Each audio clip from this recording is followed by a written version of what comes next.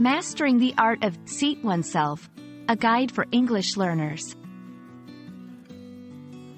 Hello, everyone. Welcome to our English language learning series. Today, we're going to explore a common phrase you might encounter, seat oneself. This might sound simple, but it's a great example of how English can be both straightforward and nuanced at the same time. So, let's dive in and understand what it truly means to seat oneself.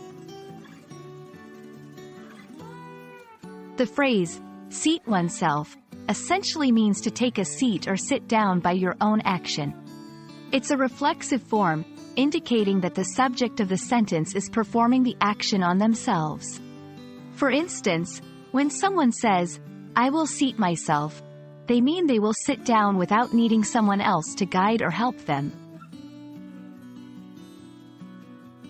While seat oneself seems straightforward, its usage can vary depending on the context and formality. In formal situations, like at a fancy dinner or an official meeting, this phrase can add a touch of politeness or self-sufficiency. For example, a host might say, "Please, seat yourselves," inviting guests to sit. In everyday conversation, it's more common to simply say, "Sit down," or "Take a seat."